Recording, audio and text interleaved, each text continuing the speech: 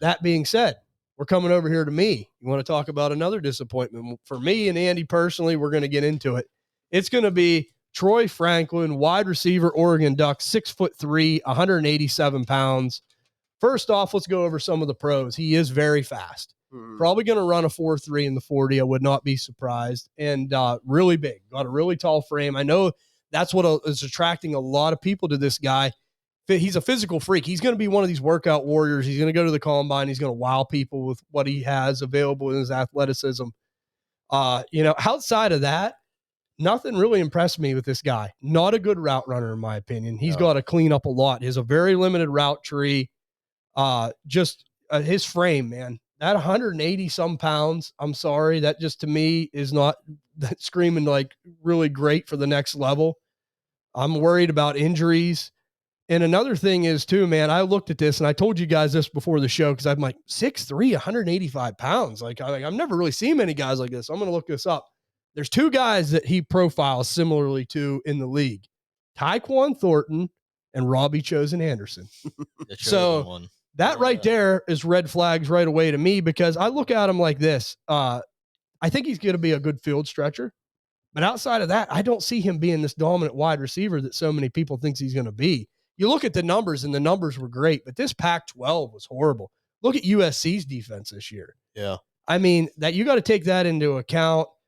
He seems to struggle against press man. He does not like it when people jam him at the line. No. I think that goes back to his size. I mean, he gets really handsy. He tries to fight off people with his hands.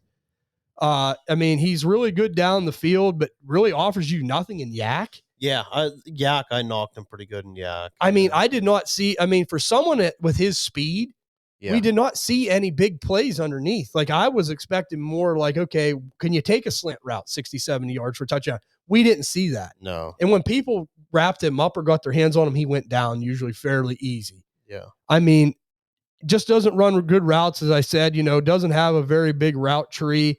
His hands are a little shaky as well. He had at least a 10% or higher drop rate in 2 out of 3 college seasons. Yeah, he had 9 drops last year. So that's not a good thing. And, we bring up Quentin Johnston. To me, this is this year's Quentin Johnston, because there are so many people that are falling in love with the height and the speed and this and that. And it is good. But, the two guys I just told you, Robbie Chosen Anderson, Tyquan Thornton. That's what, to me, I think that's what he's going to be. He's going to offer a team a player that can stretch the field, that can go downfield, make like an MVS. Yeah. Maybe he's that guy that's going to get you, 3, 4, 5, and then all of a sudden he gets you like 30 fantasy points. Like, that's how I see Troy Franklin. Right. I don't see him being a dominant X wide receiver in this league. And so many people are looking at him that way. Like, so many people have him ranked 3rd, 4th in this. Some people are even putting him up there with Malik Neighbors. I'm like, what kind of drugs are you on? No. I haven't even watched the tape on Malik Neighbors, and he's not even near sniffing Malik Neighbors' jockstrap. No. So this guy, he finished right behind Mitchell for me. He's 8th in my rankings. He's someone I think you got to take with a grain of salt. To me, he is what he is. He's a down the field player. He's got great speed. But outside of that, I don't ever see him becoming a dominant force in this league. What do you guys think of Troy Franklin? I have him 6th in my rankings, 1 spot above Mitchell, but I was not impressed either. No. He is fast. I gave him pretty good score for being fast, but doesn't have real good yak ability, not a big route tree. No. Doesn't run the best routes. He scored pretty low for route running for me. I thought he was okay off the line, but does get jammed at times and can't get off of it. Yeah. But he can play slot a little bit, but he, like you said, if I want a slot guy, I want somebody that's a good yak guy as well. Like, I want somebody that's going to go in and do the dirty work. He played more outside and just a lot of down the field catches. That's all. Where he just went past a corner, didn't really do nothing but use his speed. And they're not going to win. Like, speed, I always say speed kills. You're only going to win so much with speed, though. Mm-hmm. Like, being an NFL wide receiver. We're not Oregon anymore. We're NFL wide receivers. Right. And I don't know if he can consistently win just by speed. I got him compared, and I think this is a ceiling, to Mike Wallace. Mm-hmm. I think Mike Wallace was in a prime spot to win by speed. I think Mike Wallace kind of took the league by surprise and capitalized off that. And then when he went to Miami, what happened to Mike Wallace? That's it. Not much. That's it. But he's got to get better at other routes than just go routes. I mean, like you said, that's when you watch the tapes on him when he's making big plays. That's all it is. Yeah.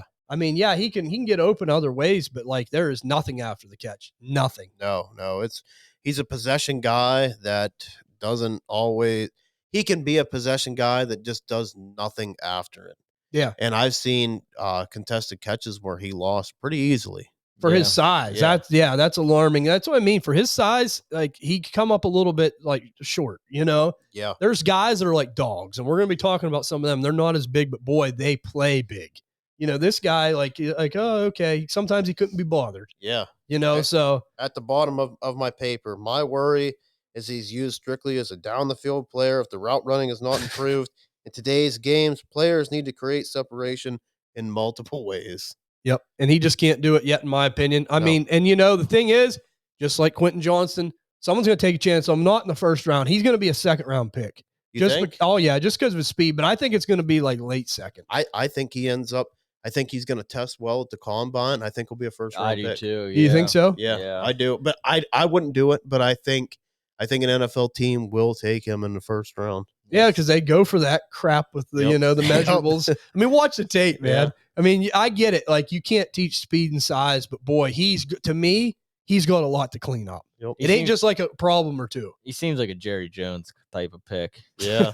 Yeah, it could be. Yeah. What do you think of Franklin Muss? I honestly had him second just for his upside. But I mean, I did have just boomer bust. Like I feel like he could be a Deshaun Jackson. Yeah. Which would be great, but I think he's Robbie Chosen Anderson.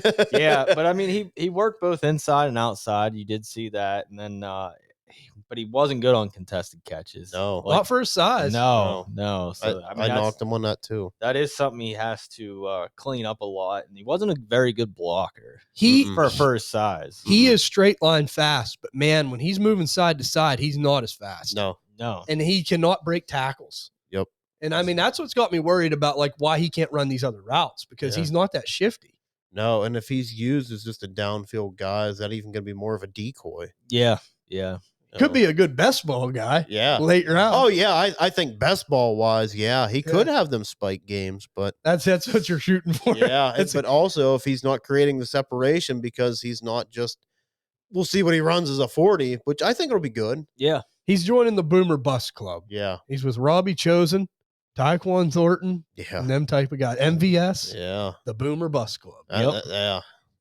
More bust. Yeah. Well, you get like what? One good game every 7 or something like that. Yeah. 6 or 7. So that's what I see with this guy. I think he's just going to be that down the field guy that, like I said, he's going to get you like 6, 7, 4. And all of a sudden, boom, he got a 28-point game. Yeah. And then it's going back to 6. I just can't believe how like we are not consensus right now, like at all with anybody. Like no. Like it's easy to get and going back to what I said to the open of the show, it's easy to get enamored with size and speed and things like that. But when you sit down and you watch the tape, and you break it down, the artwork of receivers, like yeah. And in today's league, man, these guys that can do it all as far as a route tree goes and like being shifty and getting open and finding open space and yak. Where people are winning more, in my opinion. Yep, me too. The game has changed in that facet. So it'll be interesting to see Troy Franklin. Like Andy said, he's somebody that the community's super high on. We're not as high on. We'll see what happens. And I think he does test well at the combine. Yeah. I mean, you can't take that away from him. He's a workout warrior. He's going to be one of them guys. So